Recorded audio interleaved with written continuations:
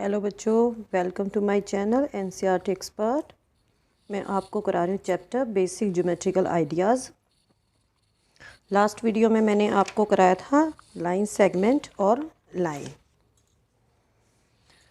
आज मैं आपको कराऊंगी इंटरसेक्टिंग लाइंस। इंटरसेक्टिंग लाइंस क्या होती हैं?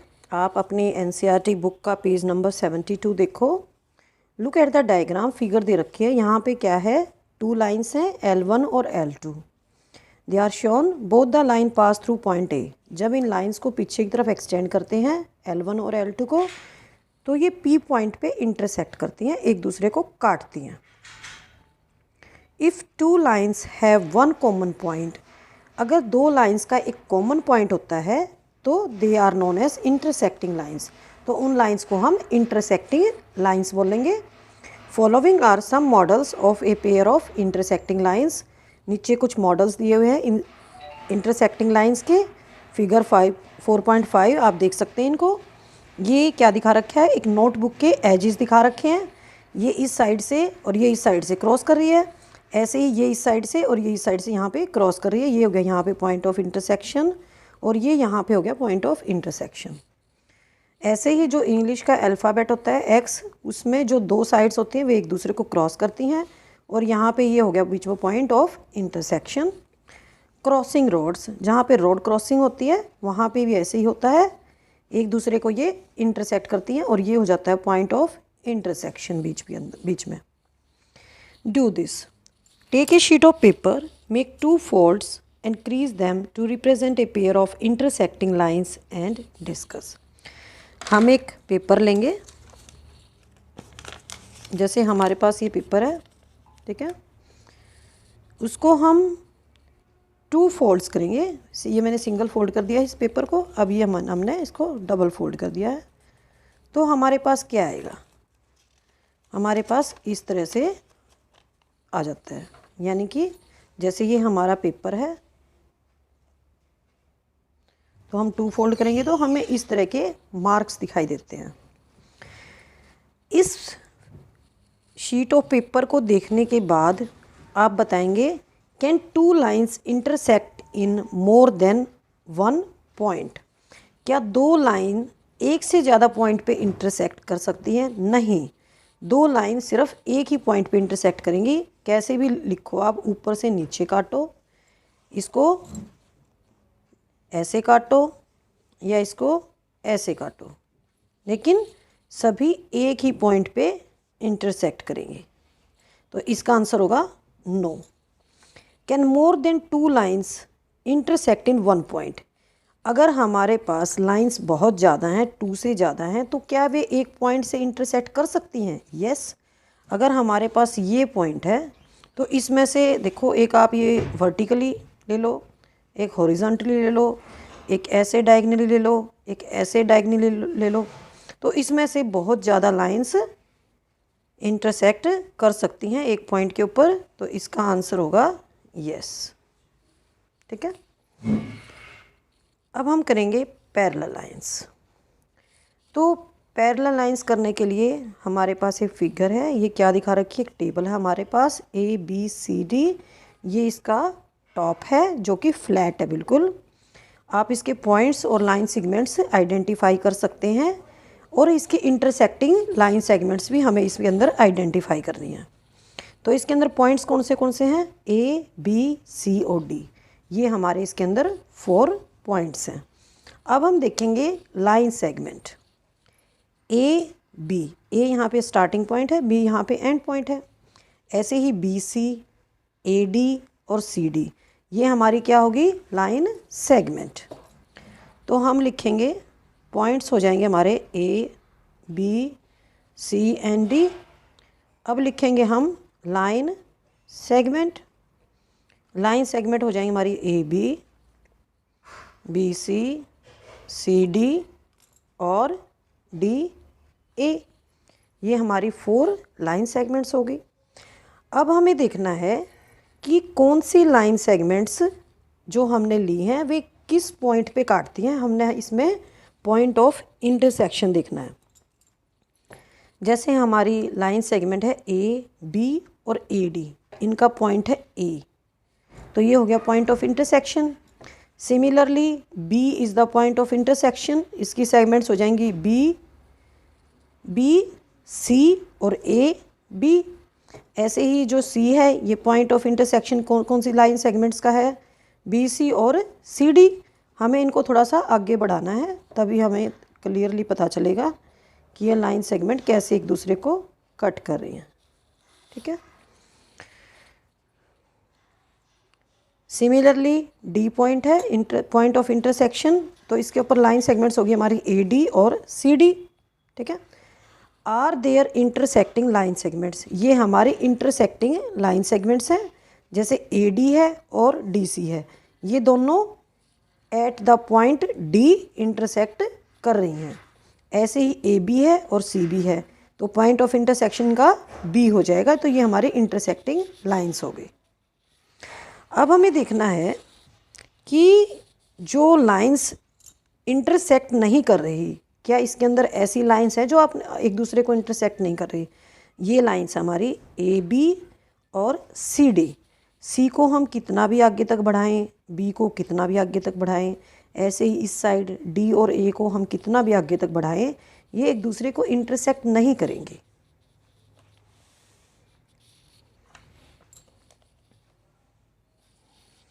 Do the lines A D and B C intersect, तो ऐसे ही जो ये वाली लाइंस है हमारी इस साइड की, ये भी एक दूसरे को इंटरसेक्ट नहीं करेंगे। इनको हम कितना भी आगे तक बढ़ा लें, जैसे हम ए डी को ऐसे बढ़ाएंगे, ठीक है, और ऐसे ही हम बी सी को कितना भी आगे तक बढ़ा लें, ये एक दूसरे को इंटरसेक्ट नहीं करेंगे। You find that on the table surface there are line segment which will not meet. तो अभी अभी मैंने आपको बताया कि लाइन सेगमेंट्स आपस में मीट नहीं करेंगी, कितना भी उनको आगे बढ़ा लिया जाए या पीछे बढ़ा लिया जाए। However far they are extended, कितना भी एक्सटेंड करो वे नहीं मिलेंगी। A D and B C form one such pair, और दूसरा पेयर हो जाएगा हमारा ए डी एंड, एक तो हो जाएगा हमारा ए डी और बी सी, और दूसरा पेयर हो जाएगा हमारा ए बी और D C. The lines like these which do not meet are said to be parallel. तो ऐसी लाइंस जो मिलती नहीं है, मीट नहीं करती, उनको हम पैरेलल बोलते हैं। ठीक है।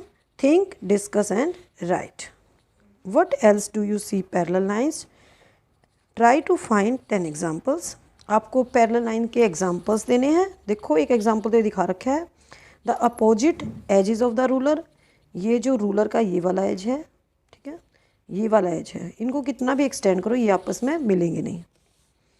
The cross bars of this window, window की क्रॉस बार्स दिखा रखे हैं, ये आपस में मीट नहीं करेंगे, इनको कितना भी एक्सटेंड करो आगे। रेल लाइंस दिखा रखी हैं, रेल लाइंस हमेशा पैरेलल होती हैं, वे आपस में मीट नहीं करती। इसके अलावा जैसे हमारी टेबल है उसके जो एजेस हैं वे मीट नहीं करते। ठीक है। अब हम करेंगे रेज।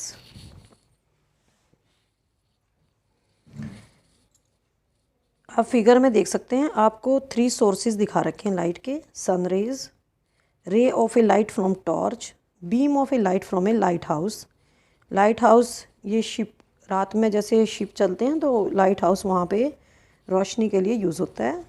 ये टॉर्च लाइट दिखा रखी है और ये सन रेज दिखा रखी हैं। तो इन तीनों में आपको क्या कोई चीज़ कॉमन दिखाई देती है? क्या है common? Starting point.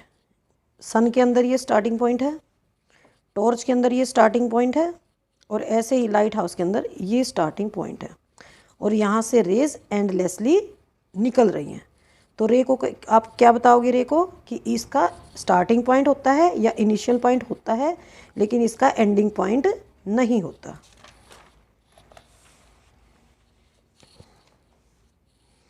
The following are some models for a ray. हमें मॉडल दिखा रखा है रे का, ये ए से लेकर पी तक दिखा रखा है। ये ए जो है ये यहाँ का, इसका जो रे है इसका स्टार्टिंग पॉइंट है ए यहाँ पे, और ये वन साइड एरो इसलिए दिखा रखा है क्योंकि ये एंडलेसली एक्सटेंड करेगी सेकंड डायरेक्शन में। और ये पी पॉइंट सिर्फ हमने इसको रे को डिनोट करने के लिए दिखाया है कि यहाँ पे हमारी ए पी है, ये रे है। आप पी की जगह और कोई भी पॉइंट ले सकते हैं और कहीं पे भी इस पे लाइन पे ले सकते हैं।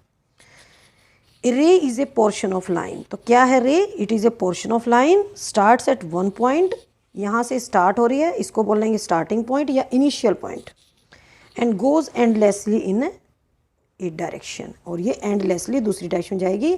तो यहाँ पर हम एरो दिखाएंगे। अब लाइन में और रे में क्या डिफरेंस है? रे को तो हम वन साइड एरो दिखाएंगे और ये हो गया स्टार्टिंग पॉइंट, लेकिन लाइन को कैसे दिखाएंगे? उसमें दोनों साइड हमने एरो दिखाने हैं। और जो तीसरा है हमारा वो है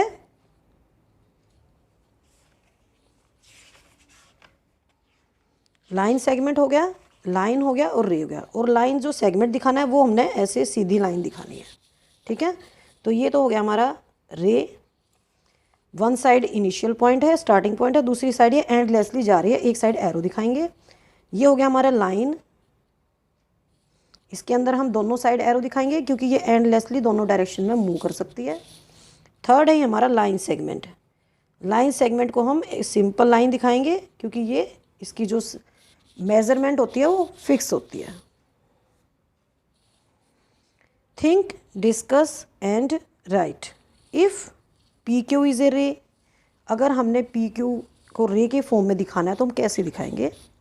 आप इसमें जो स्टार्टिंग में अल्फ़ाबेट है पी, उससे आप इसका स्टार्टिंग पॉइंट बनाएंगे और ऐसे आप इसको रे को दिखाएंगे।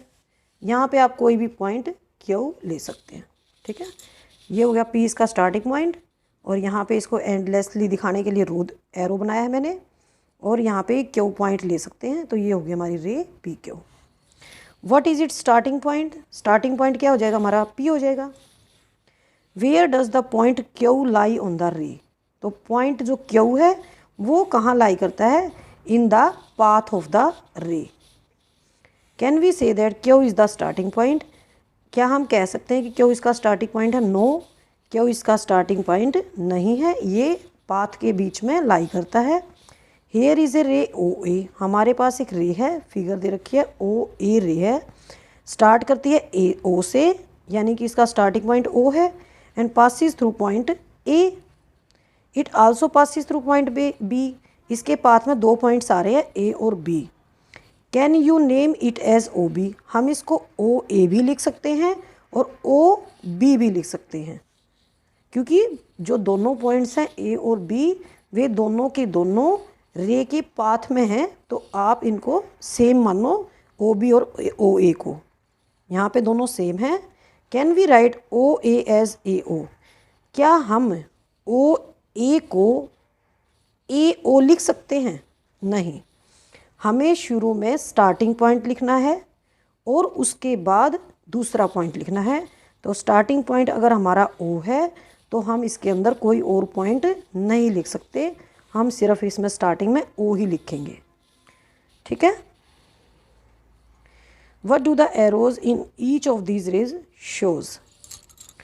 Draw 5 rays and write appropriate names for them. आप कोई भी 5 rays लिख सकते हैं और उनके appropriate names लिख सकते हैं। आप कोई भी एग्जांपल दे सकते हैं, सिर्फ अल्फ़ाबेट्स को आपने चेंज करना है।